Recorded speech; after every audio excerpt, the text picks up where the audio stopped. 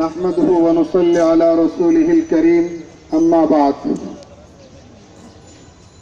ধর্ষণ, নারী নির্যাতনের দ্রুত বিচার এবং ধর্ষকদের সর্বোচ্চ শাস্তি মৃত্যুদণ্ডের দাবিতে জমিয়ত উলামায়ে ইসলাম বাংলাদেশ ঢাকা মহানগরের উদ্যোগে আয়োজিত অদ্যকার এই বিক্ষোভ মিছিল পূর্ব সমাবেশে কেন্দ্রীয় ও মহানগর জমিয়তের নেতৃবৃন্দ, আমার সংগ্রামী সাথী ও বন্ধুগণ,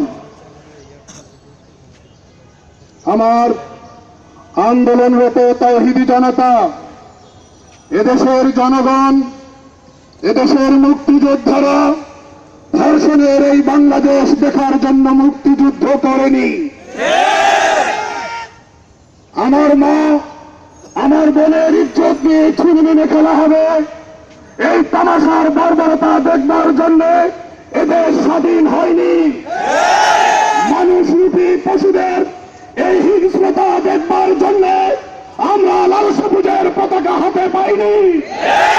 নোয়াখালীর বেগমগঞ্জে আমার মা কিংবা আমার বোন ধর্ষিত হয়নি, ধর্ষিত হয়েছে আমার স্বাধীনতা।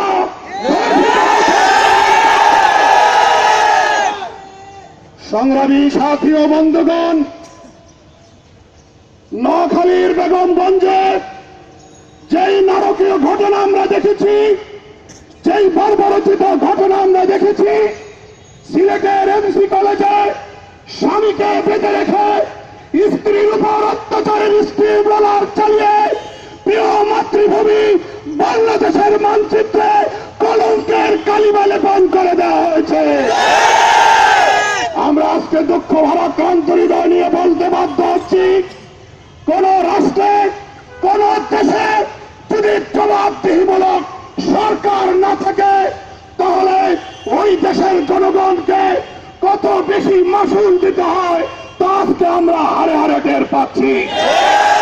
সংগ্রামী সাথী ও বন্ধুগণ, আমি পরিষ্কার বলতে চাই, এই ধর্ষক কুলাঙ্গারদেরকে অনতিবিলম্বে থামাতে হবে, তাদের দৌরাত্ম্য বন্ধ করতে হবে।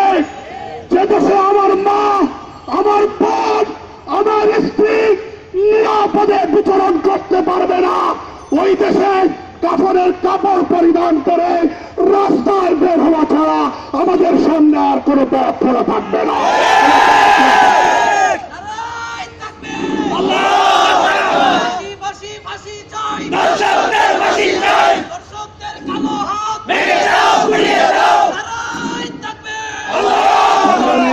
বন্ধুগণ, একজন ইমানদারের জন্য সতর ঢাকা ফরজ।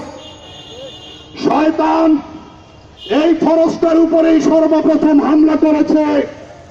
আমাদের আব্বাজান হযরত আদম আলাইহিস সালাম, আমাদের আম্মাজান হযরত হাওয়া আলাইহিস সালামকে এই ফরজের উপর হামলা করে তাদেরকে বিবস্ত্র করে জান্নাত থেকে বের করে দিয়েছে।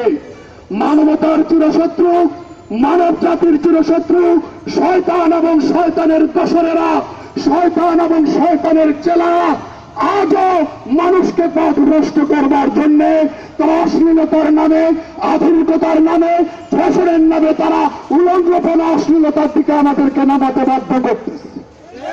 পরিবেশটাই তারা এমন বানিয়েছে, পরিবেশটা তারা এমন তৈরি করেছে যে দেশে অবাধে অশ্লীলতা থাকবে, বেহায়াপনা থাকবে, উলঙ্গপনা থাকবে,